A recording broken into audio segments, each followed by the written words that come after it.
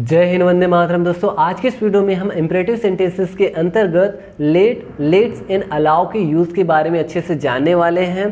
तो दोस्तों, ये वीडियो का पार्ट 2 है। यदि आपने इससे पहले पार्ट 1 को नहीं देखा है तो इस वीडियो के डिस्क्रिप्शन बॉक्स में लिंक दिए हुए हैं, आप जा करके देख सकते हैं। दोस्तों, यदि आप मूवीज़ देखते हैं या वेब सीरीज़ देखते हैं तो इस तरह के सेंटेंसेस आपको सुनने को मिलते होंगे, जैसे मुझे जाने दो, मुझे खाने दो, मुझे खेलने दो। यदि आप किसी टीचर के पास जाते हैं तब आप कहते हैं सर मुझे बताने दीजिए, मुझे अपनी बात कहने दीजिए, मुझे सोचने दीजिए। या कभी कभी आप दोस्तों के बीच में होते हैं तब आप कहते हैं चलो ये खेलते हैं, चलो ऐसा करते हैं, आओ क्रिकेट खेलते हैं। तो इस तरह के सेंटेंसेस को हम इंग्लिश में कैसे कहेंगे और कैसे और किस तरह से हम लेट, अलाउ एंड लेट्स का यूज़ अच्छे से कर सकते हैं, इन्हीं के बारे में आज की इस वीडियो में हम चर्चा करने वाले हैं। तो ये रहे इंपरेटिव सेंटेंसेस का पार्ट 2, जिसमें हम जानेंगे लेट, अलाउ एंड लेट्स के यूज़ के बारे में। इनका यूज़ कैसे करते हैं? देखिए, ने दो, ने दे के सेंस में करते हैं, ने दीजिए के सेंस में करते हैं, या आज्ञा दीजिए के सेंस में करते हैं। ठीक है, अब हम बात करते हैं कि देखिए जो लेट है, लेट का यूज़ हम कैसे करेंगे। तो लेट का यूज़ देखिए, किसी कोई काम करने दो या करने दे के सेंस में करते हैं। जैसे कि फॉर एग्जांपल के लिए इसका जो स्ट्रक्चर है उसको आप देख लीजिए। सबसे पहले आपको लिखना होता है लेट, उसके बाद फिर ऑब्जेक्ट, उसके बाद फिर वर्ब की फर्स्ट फॉर्म, उसके बाद जो अदर वर्ड्स है उनको लिखा जाता है। एग्जांपल देखिए, जैसे मुझे जाने दो, तो हमने सबसे पहले क्या लिखा? लेट। ऑब्जेक्ट क्या है यहाँ पे? मी है ना, तो मी है। उसके बाद फिर वर्ब की फर्स्ट फॉर्म गो यानी जाना, लेट मी गो यानी मुझे जाने दो, और अन्य अदर वर्ड्स है तो उसको आप लास्ट में लिखेंगे। उसे मोबाइल खरीदने दो, मोबाइल खरीदने दो। लेट उसे के लिए हिम, लड़की रहती तो यहाँ पे हम क्या लिखते? हर लिखते है ना, लेट हर।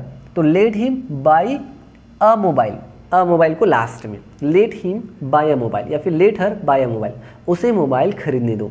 वैसे ही हमें यह वीडियो देखने दो, हमें यह वीडियो देखने दो। Let us watch this video, let us watch this video. पहले राम को पुस्तक पढ़ने दो, पहले राम को पुस्तक पढ़ने दो। Let Ram read the book first, let Ram read the book first. तो इस तरह से आप लेट का यूज़ आसानी से कर सकते हैं। और भी एग्जाम्पल्स देख लेते हैं और इन एग्जाम्पल्स के थ्रू अच्छे से और समझते हैं। देखिए, मुझे बोलने दो, लेट मी स्पीक। उसे सोचने दो, लेट हिम थिंक। हमें सोचने दो, लेट अस थिंक। मुझे परेशान मत करो, मुझे अकेला रहने दो। मुझे परेशान मत करो, ये हमने पार्ट 1 में देखा हुआ था। इंपरेटिव सेंटेंस के पार्ट 1 में हमने देखा हुआ था कि इस तरह के सेंटेंसेस को हम कैसे बनाते हैं, है ना। तो मुझे परेशान मत करो, डोंट डिस्टर्ब मी, मुझे अकेला रहने दो। Let me leave alone, let me leave alone. तो इस तरह से आपने देखा लेट का यूज़ हम कैसे कर सकते हैं। और एक चीज़ आप देखिए, यहाँ पे जो देखिए ये जो ऑब्जेक्ट है ये क्या है? ऑब्जेक्टिव फॉर्म है। ऑब्जेक्टिव फॉर्म को आप अच्छे से याद करिए। ये देखिए, ये प्रोनाउन का ये एक आपके लिए एक टेबल मैंने यहाँ आपके लिए लेकर के आया हुआ है। इसको आप याद करिए, ये हर जगह आपका काम आने वाला है। जैसे first person, second person, third person, ये चीज़ें हैं। देखिए, आई का क्या हो गया? मी, वी का अस, यू का यू, ही का हिम, सी का हर, इट का इट, दे का देम। तो इसको आपको याद रखनी, ये ऑब्जेक्टिव फॉर्म है, यानी ऑब्जेक्ट के स्थान पे आई की जगह पे मी हो जाएगा, वी का अस, यू का यू ही रहेगा, ही का हिम। तो इसको आपको याद रखनी है। एक्चुअल में आपको ये कंप्लीट जो टेबल है इसको आपको याद करना है ताकि ये चीज़ें आपके अच्छे से काम आए। ठीक है, आगे हम बढ़ते हैं और चीज़ों को समझते हैं। देखिए, लेट का यदि हम यूज़ करते हैं तब हम जब सेंटेंसेस बनाते हैं तो अलग अलग तरीके से हम सेंटेंसेस बना सकते हैं, 4 तरीके से। देखिए, जैसे मुझे जाने दो, लेट मी गो, लेकिन आप नेगेटिव भी तो बोलते हैं, मुझे मत जाने दो, तो डू नॉट का यूज़ करेंगे या फिर डोंट का यूज़ करेंगे। डोंट लेट मी गो, मुझे जाने दीजिए, तो हम यहाँ पे प्लीज़ का यूज़ करेंगे। प्लीज़ लेट मी गो, मुझे मत जाने दीजिए, प्लीज़ डोंट लेट मी गो। तो यहाँ पे आपने देखा कि हम प्लीज़ जोड़ करके क्या कर रहे हैं भाई?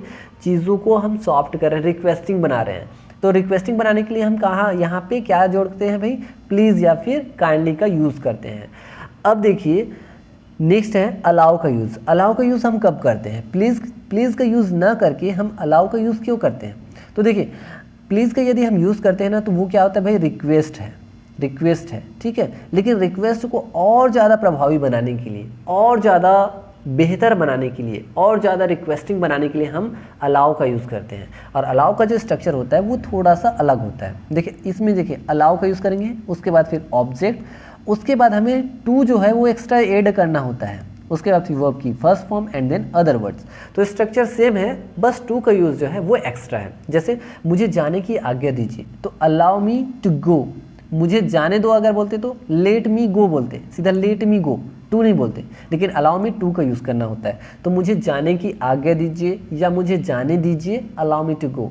मुझे जाने की आज्ञा मत दीजिए, do not allow me to go. तो समझ गए ना, प्लीज़ या काइंडली का यूज़ कर रहे हैं लेट वाले में, इट मीन्स वो रिक्वेस्टिंग है ना, वहाँ पे हम प्रेयर प्रार्थना कर रहे हैं, लेकिन उसको और ज़्यादा प्रार्थना दिखाने के लिए, और ज़्यादा फॉर्मल दिखाने के लिए हम अलाउ का भी यूज़ करते हैं। नेक्स्ट और भी एग्जांपल्स देखते हैं जिसमें हम देखेंगे लेट एंड अलाउ का यूज़। जैसे देखिए, उसे कार खरीदने दीजिए, allow him to purchase the car, या please let him purchase the car. उसे कार खरीदने मत दीजिए, do not allow him to purchase the car, या फिर please do not let him purchase the car. ठीक है, तो चीज़ों को आप अच्छे से समझिए और याद करते जाइए, बार बार प्रैक्टिस करिए, बार बार प्रैक्टिस करते जाइए, प्रैक्टिस का ये विषय है।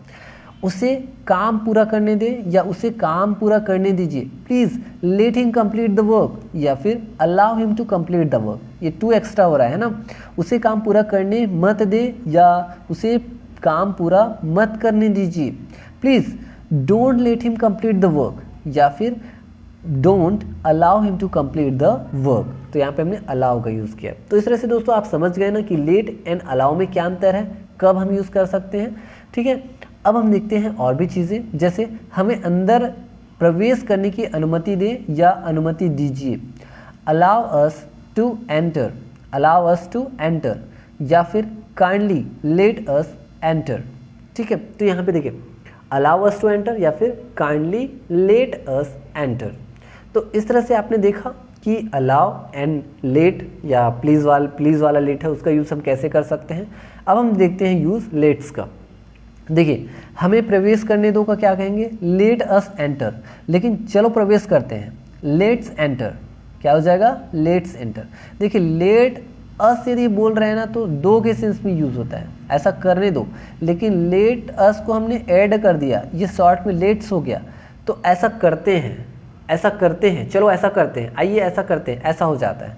तो इसको आप समझिए अच्छे से। देखिए, हमें मुद्दे पर चर्चा करने दो, तो let us discuss the matter, let us discuss the matter, लेकिन आइए मुद्दे पर चर्चा करते हैं, या फिर आप बोल रहे हैं चलो मुद्दे पर चर्चा करते हैं, तो लेट्स डिस्कस द मैटर। तो देखिए, लेट अस लेट्स दोनों सेम है, लेकिन जब आप शॉर्ट में बोलेंगे ना तो उसका मीनिंग अलग होगा, है ना, मीनिंग मीन्स अलग हो जाएगा, और यदि आप अलग अलग बोलेंगे तो उसका मीनिंग अलग हो जाएगा। तो चीज़ों को आप समझ रहे हैं ना, लेट अस यदि बोल रहे हैं तो ऐसा करने दो, और लेट्स बोल लीजिए मतलब चलो ऐसा करते हैं या आइए ऐसा करते हैं।